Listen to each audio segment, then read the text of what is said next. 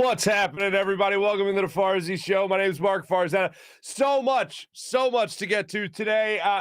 First, before anything, if you're driving in your car right now, whatever you're doing, if you're getting ready for your day, whatever it might be, I just want you to take a second and just thank the sports gods, whoever it might be, that Joel Embiid plays in Philadelphia. Just, I know it's not, things don't look great right now. They don't look great. I'm not lying. I'm not going to lie to you. They don't look great.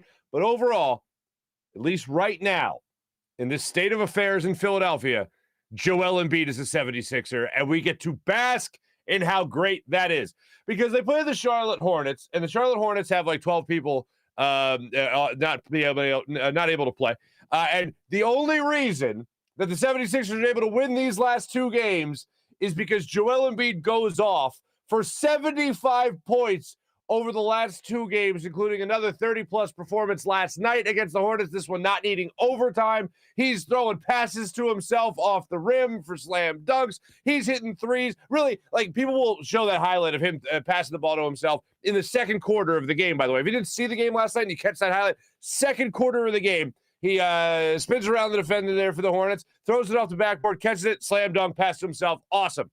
But that had nothing to do with the game.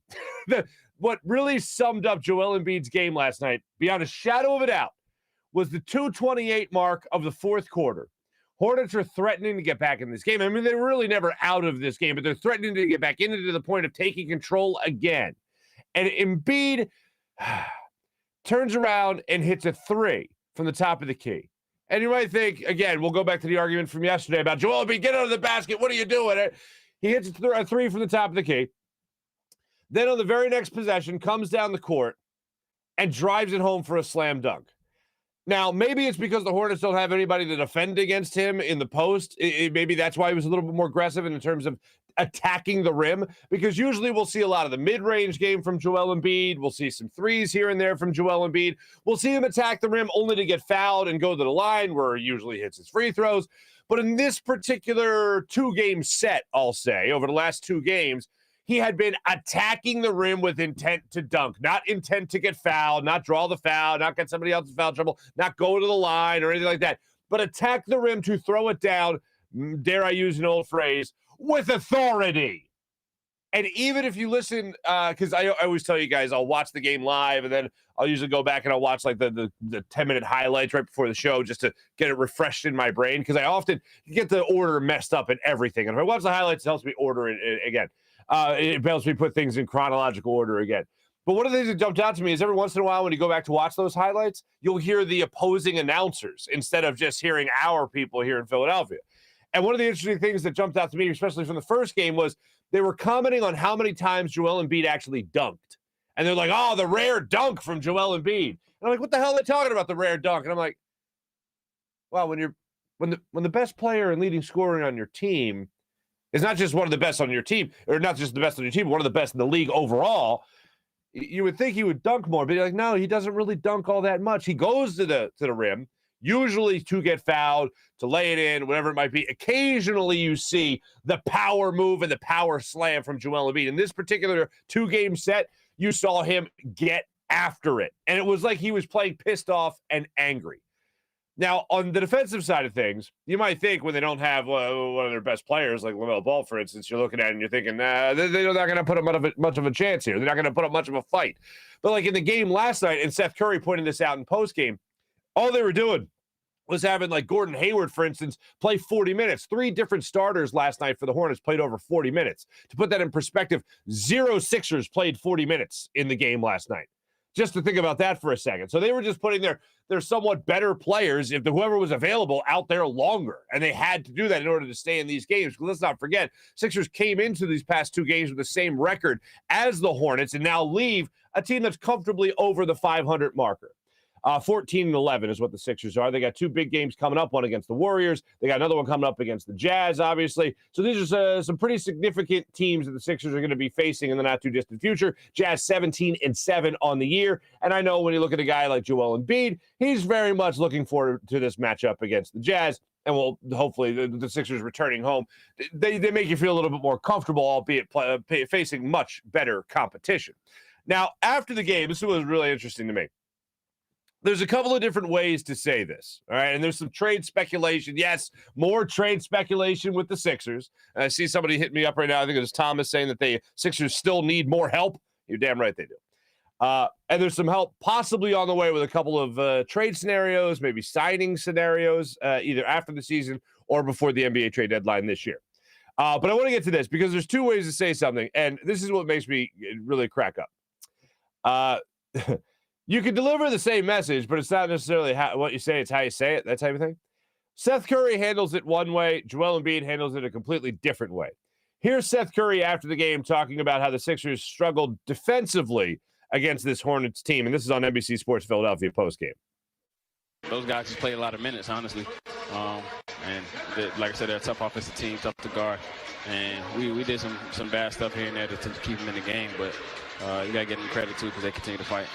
No, we did some bad stuff. Okay, did you hear that? We did some bad stuff. We did some bad stuff. All right, you did some bad stuff.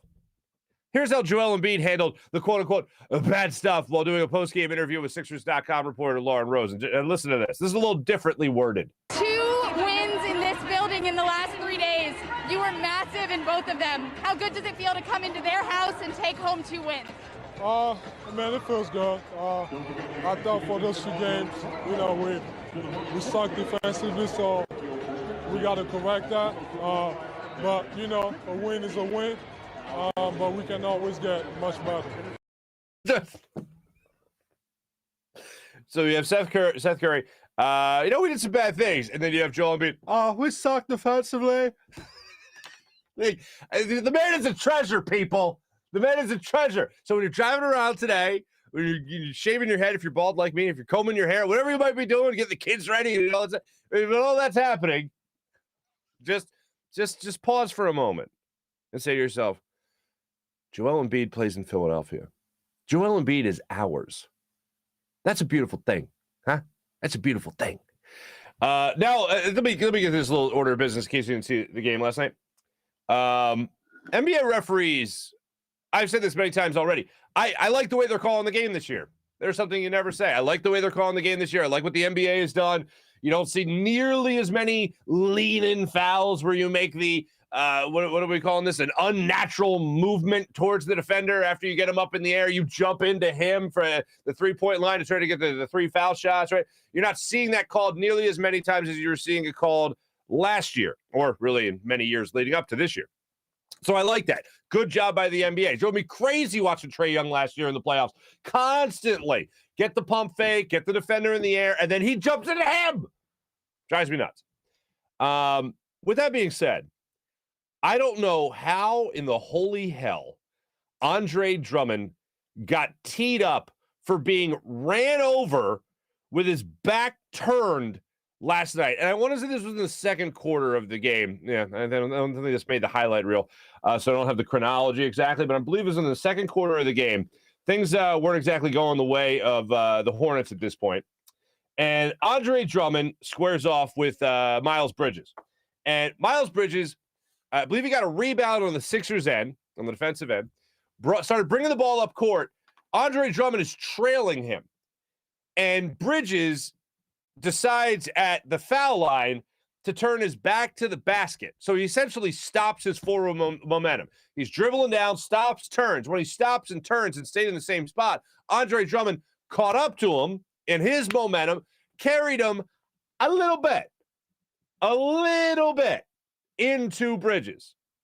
And it ended up forcing a turnover. Sixers got the ball, went the other way. They get a shot off. Drummond's under the basket. And with a full head of steam coming down the other end in transition is Bridges. And Bridges puts a shoulder into the spine of Drummond, knocking him to the ground. I saw Drummond get up off the ground, and then I don't know what the hell happened, but it was NBC's cameras, whatever. They were following Seth Curry, who did nothing. And this is where there's a couple occasions last night where having in-arena announcers would have been really nice. But unfortunately, that's not the case. So Kate Scott and Ala Abdel Nabi are forced to just be staring at Seth Curry, I guess. And they're trying to figure out what the hell's going on because they hear a little melee in the crowd. Ooh, you know that ooh. It's like if you're at a bar and you hear all of a sudden a bar stool quickly squeak out, and you're like, oh, there's a fight coming. Like one of those deals. What? One of those deals. So I'm trying to figure out what the hell's happening. I'm sure we're all trying to figure out what the heck's happening at the arena. And I'm thinking, Andre Drummond, don't play into it. We need you more than the Hornets need you to go off and get thrown out of this game more than the Sixers can afford to lose you. So don't do that right now.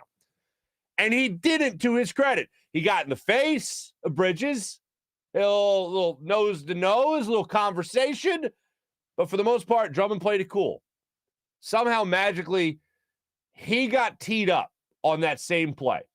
He didn't do anything that would even fall in the category of flagrant, of a technical, of like if you just saw that without any context and you saw those two players jawing, you wouldn't say a damn thing if you were the referee. But because Drummond went down and he got hit and he was contact down the other end, all right, double technical. So you acknowledge that there's no foul on Drummond on the previous play where the turnover happened, but yet because Bridges hits Drummond, now what Drummond did was bad? What the hell is going on here? Sixers win the game, so I'm not that pissed off about it, but now I'm taking myself back to the moment where I'm watching the game live lesson. I'm thinking, what the hell did you do? How is that even possible? You call it double technical. The what do you call it? The cop out of all cop outs. And I'll be credit to him. He knew exactly what was going on. Oh, but you don't want to do anything. That's when you call the double technical. So credit to Allah for being on top of that last night. The other instance where it would have been nice to have players in the arena, or excuse me, commentators in the arena, was late in the game. It looked like the referees just listened to the Hornets in terms of an out-of-bounds call. And instead of hearing it as it would have been announced in the arena, you just had to guess that the referees got together when they apparently never did. And Allah's trying to break it down for you at home. He doesn't know what the hell is going on because he's not there at the arena watching what's going on. So he's sitting there just kind of wondering, like, wait, hold on a second. The ball went off of the Sixers. It was the ball that it clearly went off of Joel Embiid. Let's just acknowledge that. It wasn't until later that you saw a replay that it did, but it just looked like the referees called Sixers ball. 5 seconds later, with apparently no meeting, no discussion, said, oh, wait, no, Hornets ball. And it's just stuff like that that helps you if you're inside the arena. And hopefully that'll happen again sometime in our lifetime. So let's cross our fingers for that. Like I said, Sixers got the Utah Jazz coming up. I believe it's tomorrow night. They're 17-7 on the season. Hope the Sixers keep this momentum going. But that was definitely one thing last night that pissed me off when it came to this Sixers game. I got to get into this because it hurts my heart. And I've said many times over that the Flyers are still a team to me that probably bring out the greatest fanboy in me. I watch them with a critical eye, right? But it's still like I get giddy over the Flyers. Like a lot of youth is still left in me when it comes to the Flyers. So that being said, 10 games in a row that they've lost doesn't feel too good. And it's not just the 10 games that they've lost. It's also the fact that they haven't won back-to-back games since the second week of the season. And it also doesn't help the fact that they've changed head coaches, and they have still lost both their games under new head coach Mike Yeo. I think I don't know. Maybe his message is just wearing thin on this locker room. Maybe they need a new voice. I saw yesterday on TNT they were breaking Rick Tockett's stones about, oh, is he going to be the next coach of the Flyers? And then they got the wheels turning, and I was like, that'd be pretty awesome. I'd take Rick Tocchet as the next head coach of the Flyers. Let's do that. But watching the game last night, it was one of those situations. Carter Hart, I believe, had 24 saves in the loss. They lost 3-0. The third goal was an empty net goal. The first goal, Carter Hart just didn't have his short side sealed. So, I mean, who was it? Bratt just beat him on a good shot. There you go. Sometimes that happens.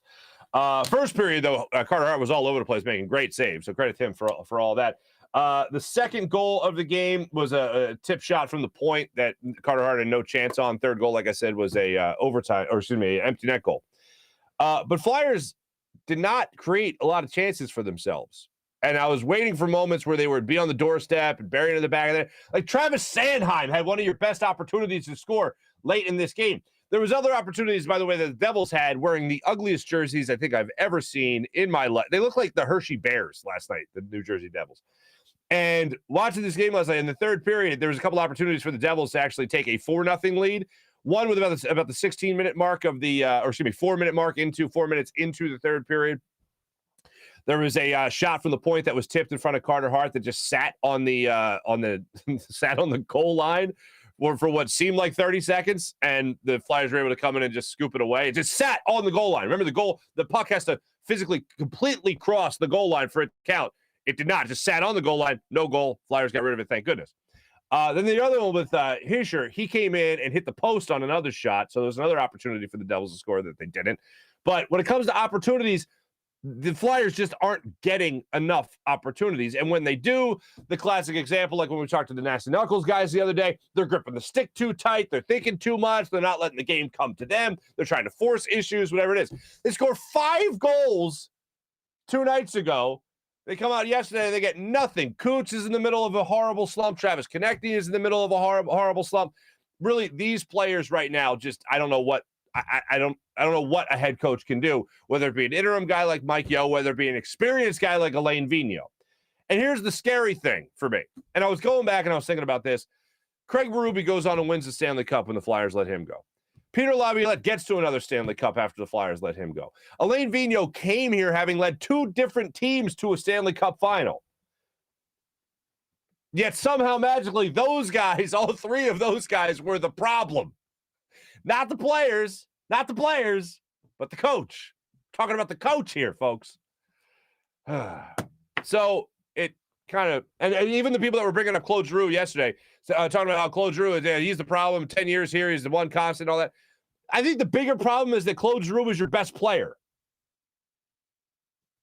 That's the bigger problem, that you don't have somebody better than Claude Giroux on this team. Maybe that's what you need to have Chuck Fletcher go out and do, is get people in here that, talent, goal scorers, maybe guys that are going to get you some points, stuff like that. Maybe that'll be the better idea. And maybe that's how you could maybe win some games, because I don't necessarily think it was Alain Vigneault was the problem. But hopefully that'll be proven wrong. Hopefully this game on tomorrow when they play the Vegas Knights in Vegas at 10 o'clock, hopefully that'll be the game where everything starts off. However, while Mike Yeo is here in Philadelphia, I figured I'd let you guys hear from him.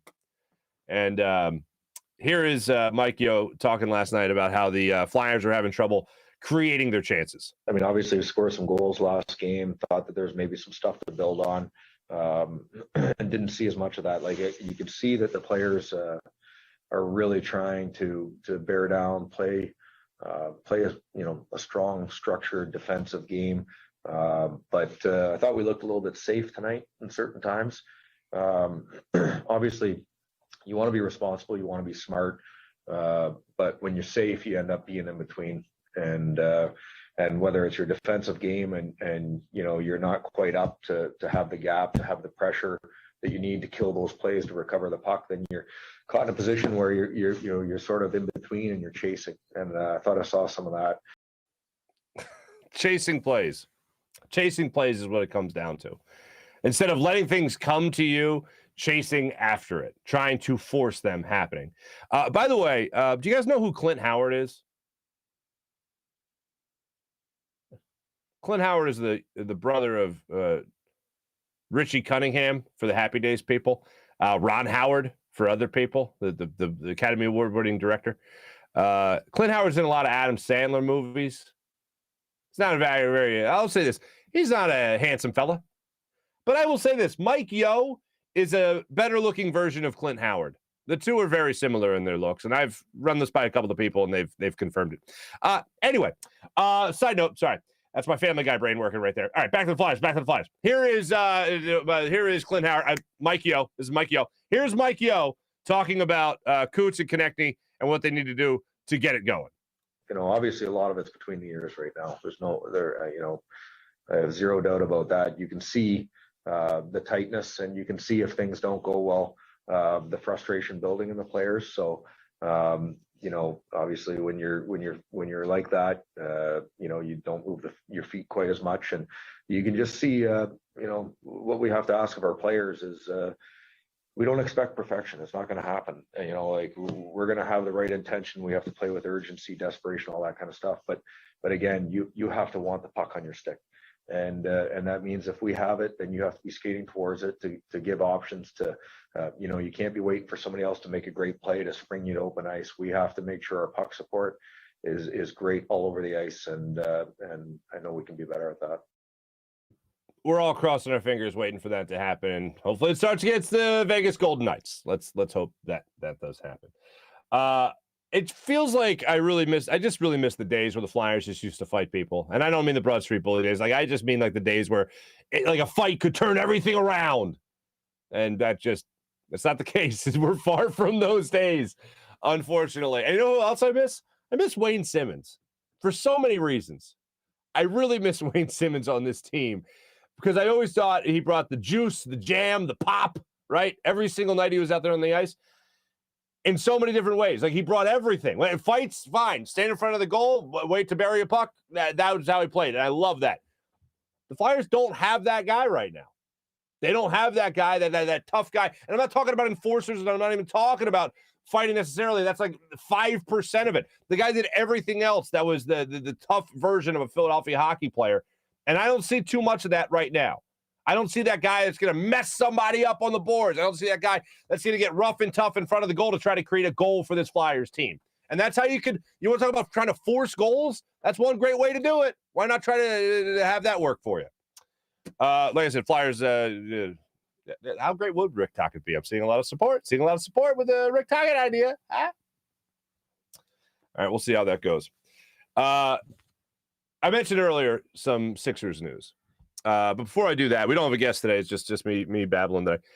Here's what I got for you. First, before I get into this little trade scenario that has been put out there by some ESPN NBA insiders, let me get this to you.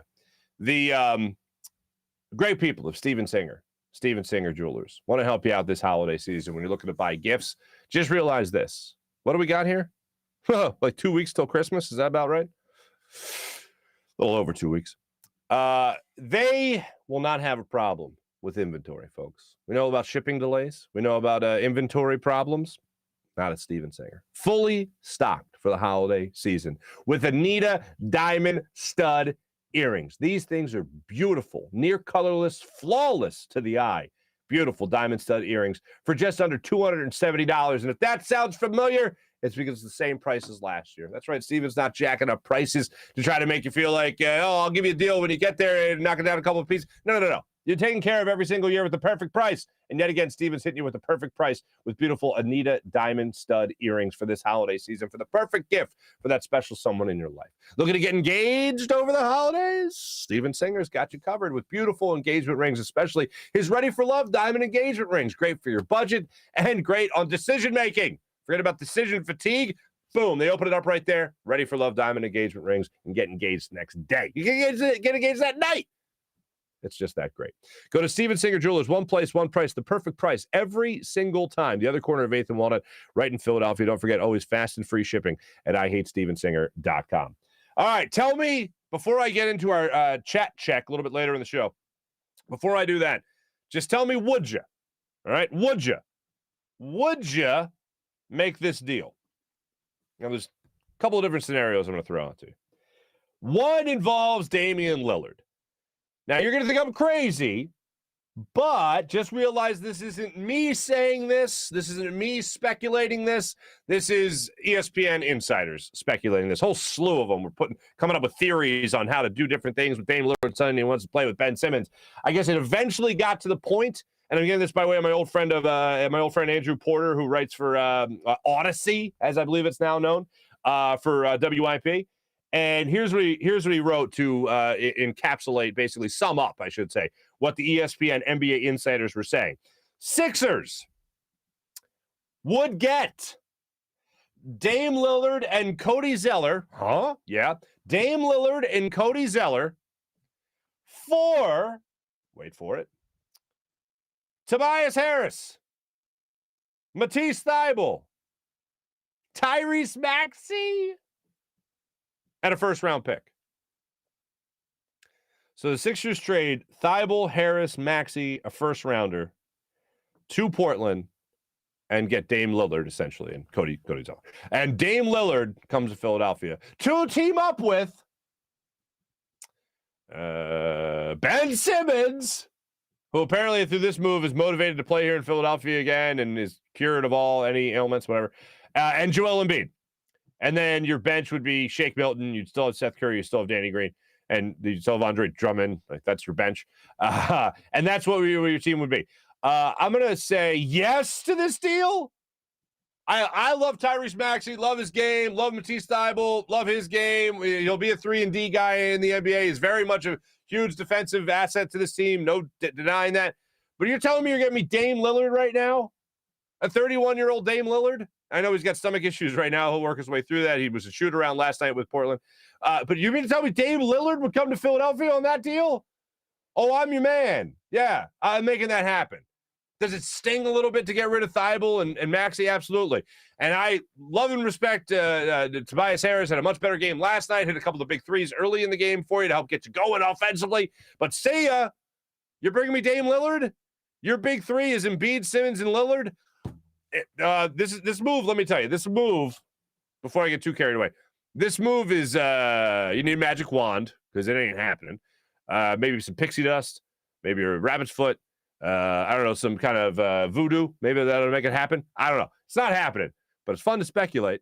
And the ESPN insiders, NBA insiders, man, they were speculating up a storm yesterday. I'm for it, though.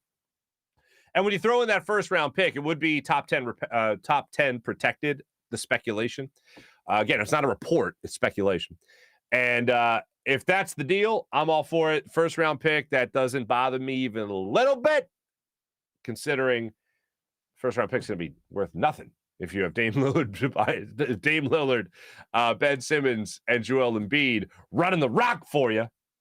I love that big three, and I want to see that come to fruition. The other story that's out there, and this is some more speculation, if you will, but it's Bradley Beal did a podcast with Chris Hayes, and on the podcast, he was asked about his time, and his contract is coming to an end at the end of the season. He's got a player option after this year, and I believe he's due $36 million. The player option is $36 million. So there's an opportunity that if he doesn't want to stay there in Washington, he could get moved. He could go somewhere else. And one of those opportunities would obviously be Philadelphia. So if Washington feels like he doesn't want to be there long-term, or if he feels like he doesn't want to be there long-term, he can go elsewhere. But if Washington gets that vibe, and one of the quotes that he said was the grand commitment. If he doesn't want to make that grand commitment to Washington, he'll go elsewhere. He then downshifted it a little bit and said, I am fully committed to my team, but the grand commitment has to do with money. And if they're not willing to go big or go home on a contract, maybe by February 10th, the NBA trade deadline, they'll end up moving Bradley Beal, and Philadelphia would be a nice little destination. That move right there would most likely, if you can sign him to a long-term deal, that move would most likely be the one that would include Ben Simmons. Hey, look, if Dame Lillard is getting traded to Philadelphia, I don't see how Ben Simmons is going to stay here in Philadelphia where he's not a part of that trade package.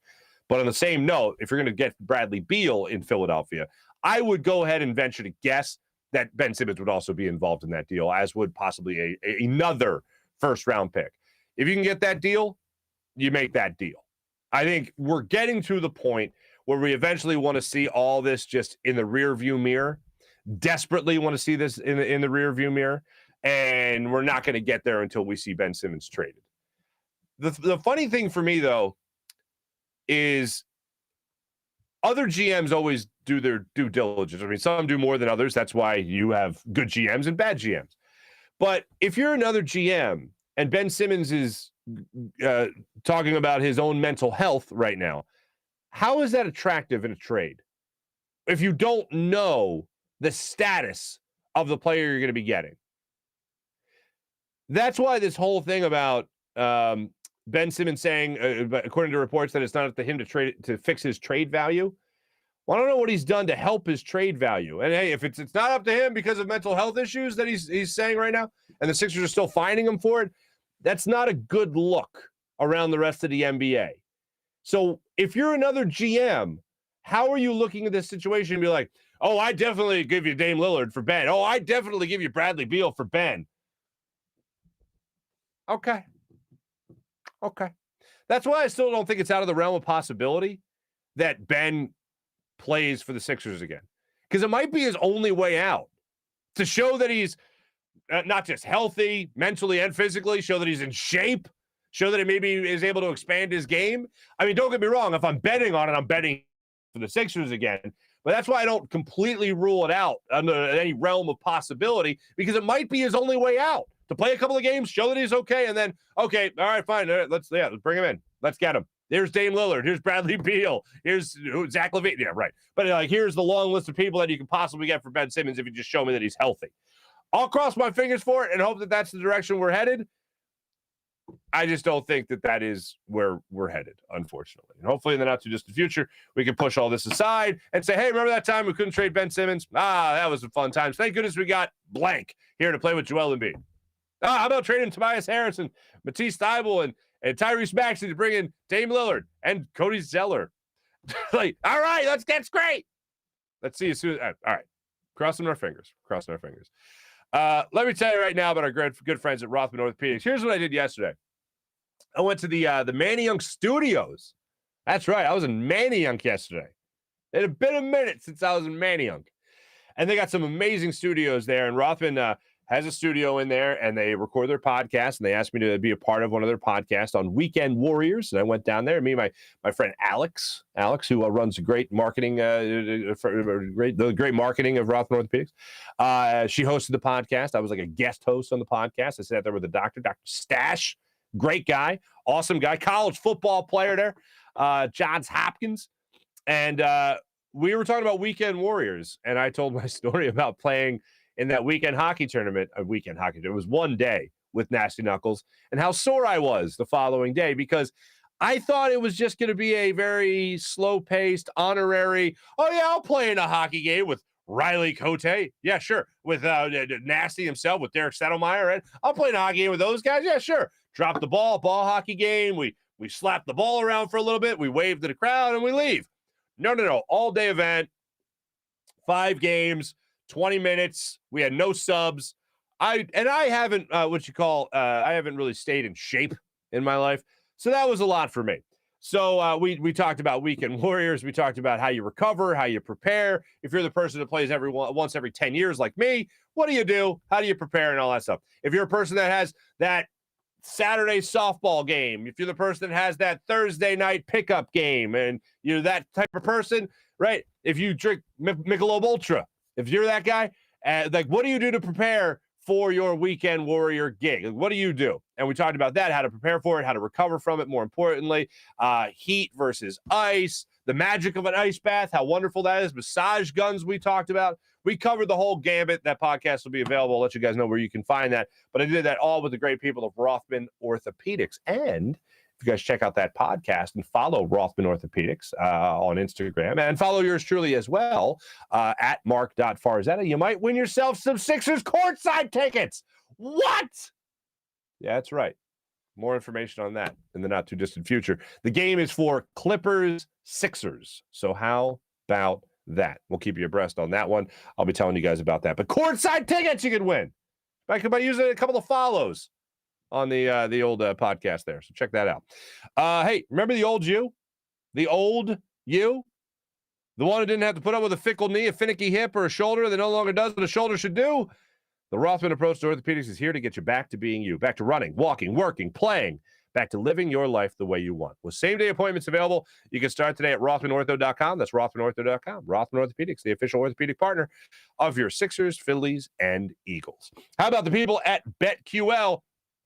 BetQL is absolutely amazing. Don't forget about their best bet recommendation. It scans over 350,000 unique bets per year to give you the best bet recommendation for every game across all major sports, and they give you the reasoning behind why you should place that bet. You know what I did last night? I checked out BetQL for Tobias Harris. Over-under was a 3.5.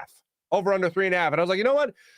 Toby hit back-to-back threes pretty quick. He's done that a couple of times this season. I'm going to do it. Let me check out BetQL. BetQL's like, beep, pop, beep, pop, pop. Definitely do it. So thank you, BetQL. I bet it. I hit it. Bada boom, bada bang.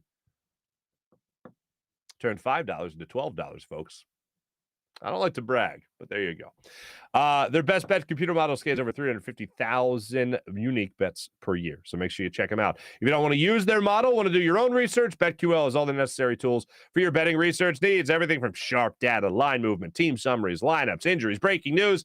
They even have a leaderboard for you to track your own success. Head to the App Store or Google Play Store now to download the BetQL app. How about the amazing people at PHL Sports Nation, Philadelphia Sports Nation, enhancing your Philadelphia sports fan experience? Eagles Nation, give them a follow as well on Twitter. It's all part of PHL Sports Nation, Philadelphia Sports Nation, enhancing your Philadelphia sports fan experience across social media, blogs, and other media outlets. How about WinView? Great app where fans can take on other fans and end the debate once and for all. Who's the biggest and most knowledgeable sports fan? If you have those friends and family who think they know everything about sports, how annoying are they? Well, you can just challenge them in a WinView contest and see if they can walk the walk as well as they talk the talk. If you want to break up the monotony of family dinners and get-togethers, Christmas, maybe play a quarter of Monday Night Football, Thursday Night Football, Sunday Night Football on a WinView app. Challenge your friend or family member, see if they really do know it all. Perfect way to add an extra layer of competition to your fantasy football league. I actually just got a WinView challenge because the person I'm playing is dead last in our league, and I am middle of the pack. 7-6 on the season. Look forward to being 8-6 after this weekend. Patrick Mahomes really screwing me this season. Thank you, Patty. Anyway, it's a perfect way to add an extra layer of competition to your fantasy football league, so make sure you do that, and I'll probably get challenged. I already got challenged, as a matter of fact, by the person I'm playing in the league because they have 2 wins, and they're terrible, so I look forward to taking his money. But I'll do that through the WinView contest. It's not a sports book. It's not daily fantasy. It's a social gaming app where you can win real money prizes for making the predictions on the games that you love. So download the WinView app right now. Now let's move into our chat check, ladies and gentlemen, here on our YouTube page. Good morning, April. April, I saw on Instagram your daughter singing in the choir. That's lovely. That's great. Hope she, as you said, I hope she enjoys it as well. Good morning, Kevin. How you doing? If I could, would you? Showtime. I think that was implying that we were a little late. I was having a little tactical issue. No, we don't need to bore you with an audio issue, but anyway, we got it fixed. This is how I actually sound. Trent, what's going on? Trent, Dak, what's happening? Good morning. Al, what's popping? Thomas, state of Philly sports equals bad. Once again, somehow, magically. If I could, I would. If I could, would you? That's funny. I'll get to that in 1 second. But if you can today, folks, Flyers aren't playing so great. Sixers don't look like they're going to win a championship, unfortunately, because the whole Ben Simmons thing. And Phillies, well, does baseball even really happen? I don't know. We're locked out, so I don't know. And the Eagles hopefully have a playoff run left in them. But if you can today, I urge you to find a moment today to just do this. Let's have a little session right here, just you and me. All right, let's have a little session. Here you go. Just do this. Just here you go. Just we'll go right here for our NPR type of vibe. I want you to find 15 seconds today to just say, "Dear sports gods, thank you for allowing Joel Embiid to play in Philadelphia."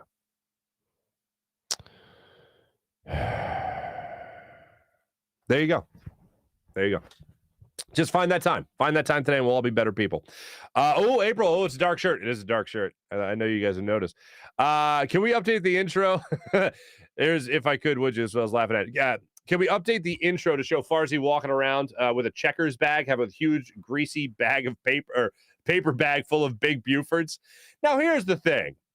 I do limit myself to a Big Buford burger per visit to Checkers. All right. So it's not like I'm crushing Big Bufords every day of my life. I mean, if that was the case, I wouldn't have to joke about me being out of shape because you guys would see how drastically out of shape I would be. And I do try to limit my overall fast food consumption. And I will say, every time I pass a fast food place and I don't go there, I mean, it's an internal struggle. For convenience, because I can crush that before I get home and then still eat dinner, the fat bastard that I am. And there's an internal struggle where I know I'm passing a fast food joint, especially a Checkers and a Big Buford burger or a Taco Bell. Oh my God. I don't know. In my day, I don't know how many, that's not just tacos, but nachos Bella Grande I've crushed in the car. Yeah, I have eaten nachos in the car, the nachos Bella Grande, and I somehow magically did not get it all over the damn place. So anyway, that's a fast food tangent. But yeah, maybe one day. No, that's Anthony's Cafe in South Philly, Anthony's Coffee House. It's one of my favorite spots in all of Philadelphia. I love that place. They now got a little side area. They sell gelato now. Lil Toots loves going there. She loves the gelato there. She loves she's got a refined palate for a 2.4-year-old. She really does. 2.5-year-old. She really does. I say 2.5 because I don't like give people the word problem of like, oh, she's so many months. No. So, yeah, she loves the tiramisu. Refined palate, this one. I'm getting notes of tiramisu. Goo gaga. There you go. Good morning, everyone. Good morning, Guapo. Guapo! What's happening? Nice to see you. Stoned out of his mind. Al's also saying it's not even April 20th, just 4:20 p.m. Getcha. Thomas, Joel Embiid can't do it alone. No, you're absolutely right. He can't do it alone, which is why we have a slew of other topics with Bradley Beal, trades, Damian Lillard, all that fun stuff, all that stuff. Al's also saying, all kidding aside, thanks for... Oh, that's very nice. Yeah, my pleasure. It's great just to hang out with you guys. If I could, would you wake and bake, my man? Nope. Where are some OGs? JC, Mally, Dan, Mopar. Yeah, where they at, man? Oh, there's Mally. Mally! How are you, buddy? Nice to see you. Matt, Philly sports is trending down. No teams going in the right direction except maybe the Flyers. That's hilarious. Hey, look, here's what I'll say.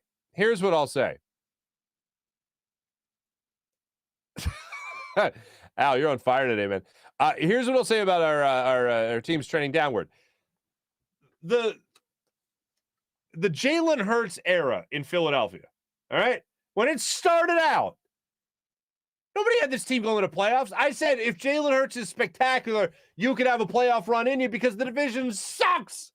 That's what I said. If he's spectacular. He hasn't been spectacular. He's been good.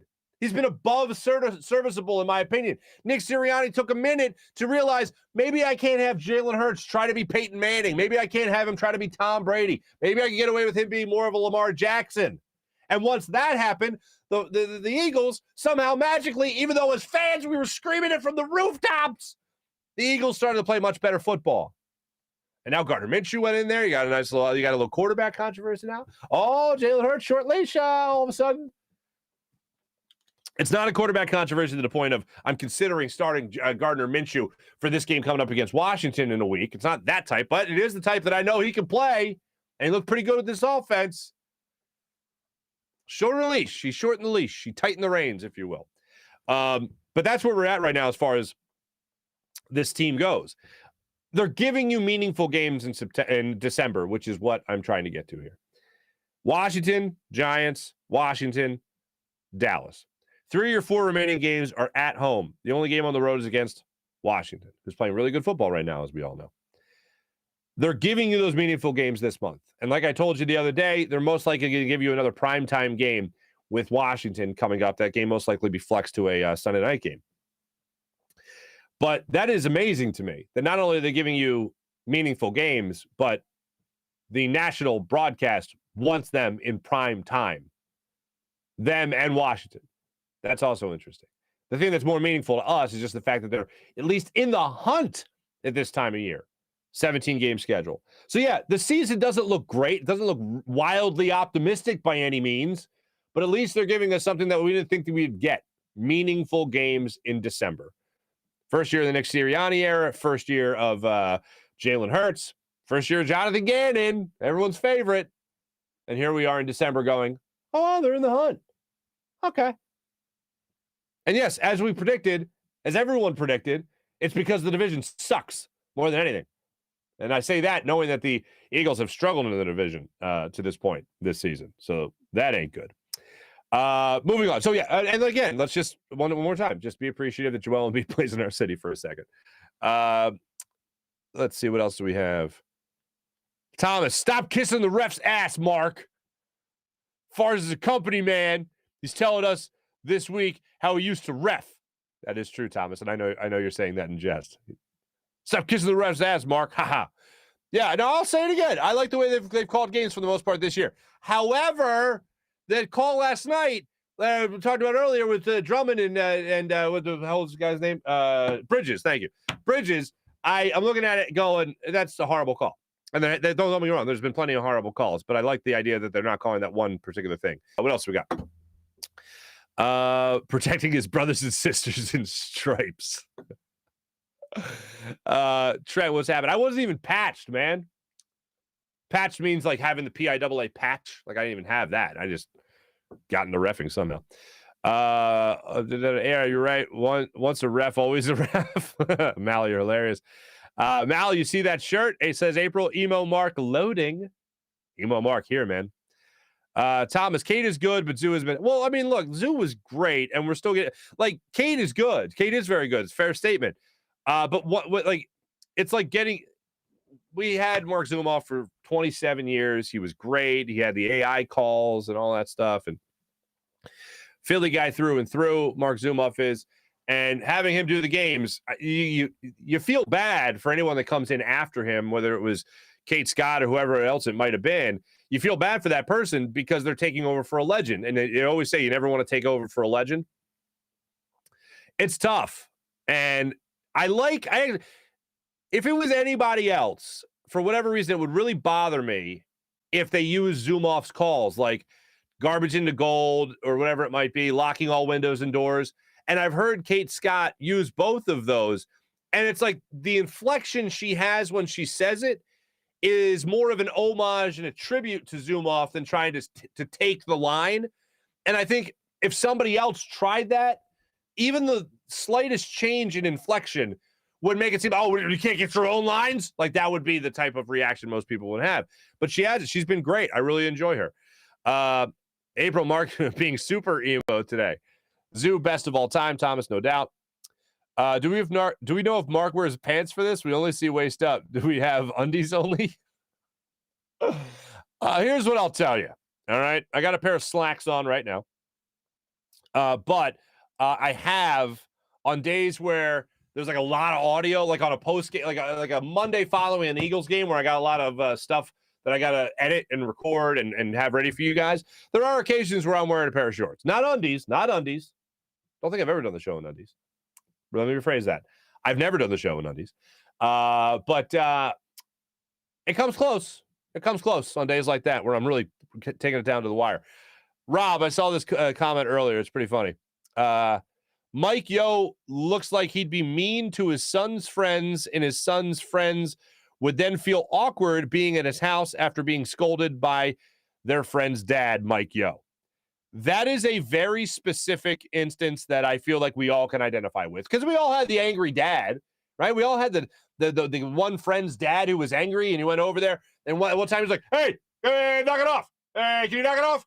And then you're like, I don't want to talk to Mr. Smith anymore. I don't want to go over Brian's house. Oh, man, Mr. Smith's a real jerk.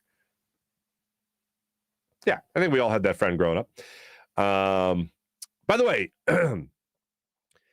I was talking about this with the Nasty Knuckles guys, and I told you guys I read that article on Mike Yo from 10 years ago by the St. Paul Pioneer Press out there in Minnesota, and it was like a get-to-know-your-coaches type deal. And Mike Yo talked about how although his last name is more of an Asian origin, more of like a Chinese or Japanese origin, he's not Chinese or Japanese or from that part of the world in general. He's not that. But his name was shortened from Yeoman, Yeoman, and his dad, I believe it was his dad, shortened it to Yo. So that's the story. The other thing that came out in that thing was like how he said he doesn't have road rage, but other people having road rage at him gives him road rage. I think we can all identify with that as well. Let's see what else we have here. What? This thing just broke off. What the hell? Oh, Happy Days. Richie Cunningham. Okay, I get it. All right, I thought the chat had Family Guy brain for a second. Dude was never hot.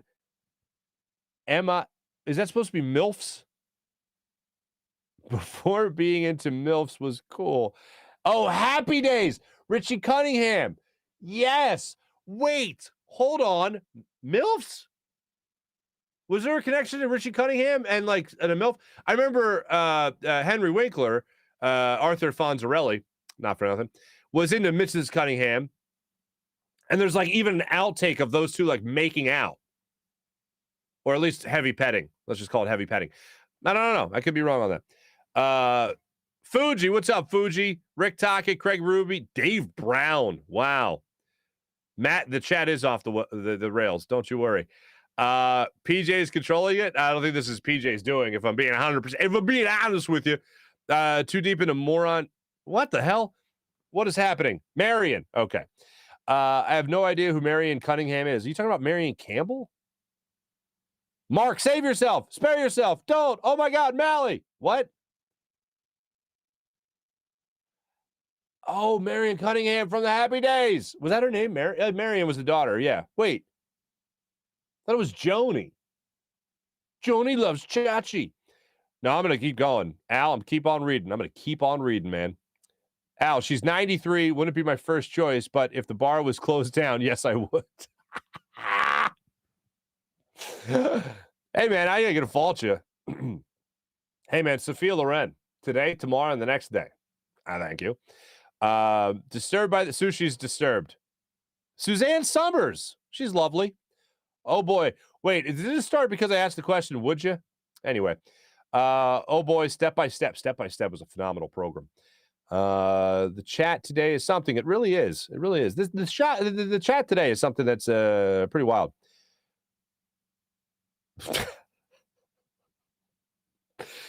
Sushi, you're really taking me back to my childhood here. The Thigh Master programming was religious. Excuse me, he would watch, he or she, Sushi, I don't know. I used to tune into the Thigh Master paid programming religiously. Never bought anything. Never needed to. Well, good for you, Sushi. Thigh Master was a workout thing. Anyway, to the kids that don't know. No idea what's coming. No idea what's coming. That's why I like the chat check, man. Keep me on my toes. Brian saying, sign me up for Aunt Becky. Lovely. Is she still in the clink? Was she ever in the clink? She might be out of the clink if she was ever in it. Mount Rushmore. Aunt Becky, pretty solid. I think somebody asked me before in the chat who was my crush as a kid growing up. Kelly Kapowski, Kathy Ireland. Those are the ones. Those are the lovelies.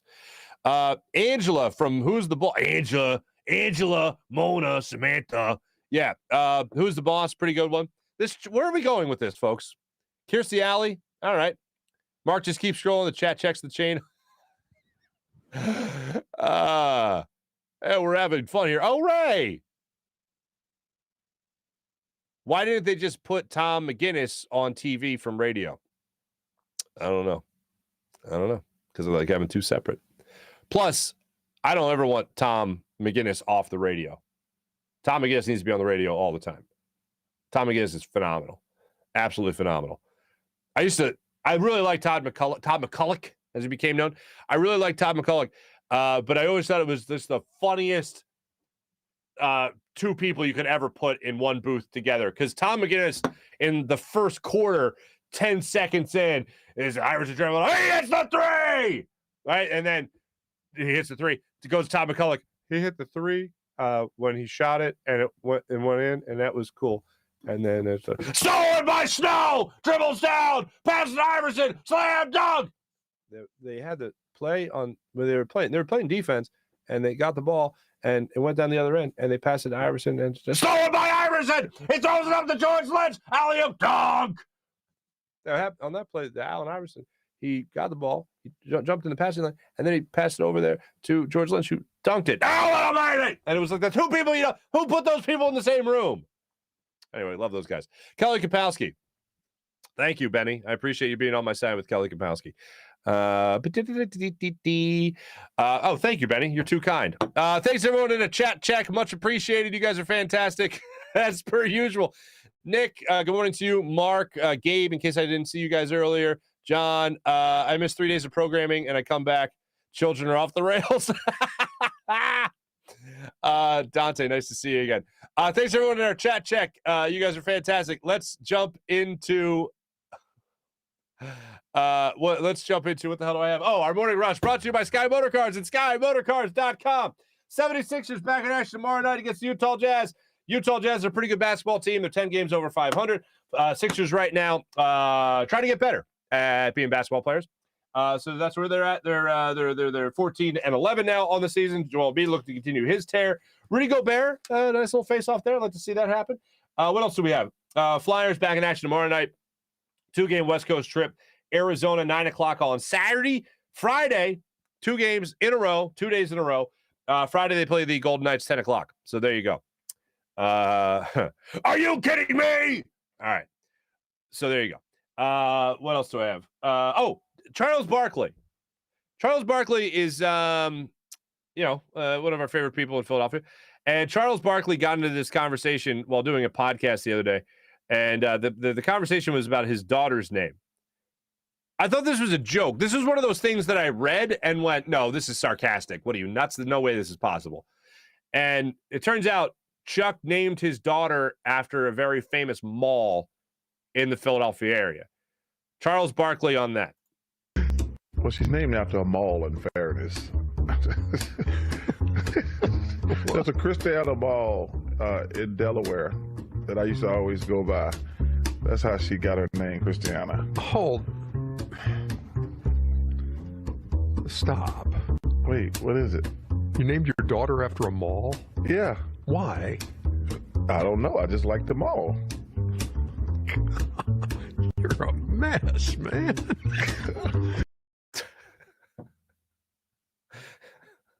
Wait, hold on a second. Dante, you named your daughter Neshaminy? That's pretty funny. I was thinking Willow, like Willow Grove Mall, like something that would make sense. Like Willow is a nice little name, right? And it was also a great movie when I was a kid. But Val Kilmer, phenomenal acting. I look at Christiana. I like family names, right? Like my daughter, it has the name of a woman who was born in like 19, or excuse me, geez, I say 19? The woman that was born in like 1890, right? My great grandmother, Emanuela. Montaluz, Grandma Montaluz. I like family names. I can't imagine driving by someone and be like, yep, I'm gonna name my kid after that. Like, what? And then I'm not saying it's wrong by any means. I'm just saying it's not for me. But I will say that, and I think I've told this story before. My name was inspired by, my dad doesn't like to say that I was named after, but my name was inspired by Marc Ivoroni from the Sixers. From like that. He was signed, I think, in August of 82. I was born in September of 82. So, yeah, that's how that works. That's how I was inspired. But I can't imagine driving by a mall and be like, hey, that's the Mark Mall. What? So apparently the Christiana Mall in Delaware inspired Charles Barkley. Not even inspired. Quite frankly, he says his daughter is named after that mall. There's plenty of jokes there. I'll leave them up to you. Dante says, bro, I was kidding. Her name's not Neshaminy. It's Franklin Mills. Now that's a name. Thanks for listening. Thanks for watching, everybody. Great catching up with you guys as per usual. Wait, hold on. April's got something on names here. Oh, wait. All right. I'm not touching that one. Wait, April's got, all right. My husband and I had a conversation about names when I was pregnant. We were asking if it sounded like a stripper name or not. I like that. Neshaminy. Stripper name. Up next to the stage. Neshaminy. We're all having fun here. Neshaminy, you didn't tip me. No one ever tells that joke. Anyway. All right, folks, thanks for watching. Thanks for listening. Great catching up with you guys as per usual. Look forward to, we got a kind of football. No, we don't have a football Friday. So maybe we'll do a little Ask Me Anything in our comments for tomorrow. Thanks for watching. Thanks for listening. My name is Marc Farzetta here from the Steven Singer Studios. This is a Buzz Sports and Entertainment production produced by the one and only Mr. Jim Hyden. Ladies and gentlemen, we'll talk to you guys tomorrow. Have a great rest of your day. Take it easy.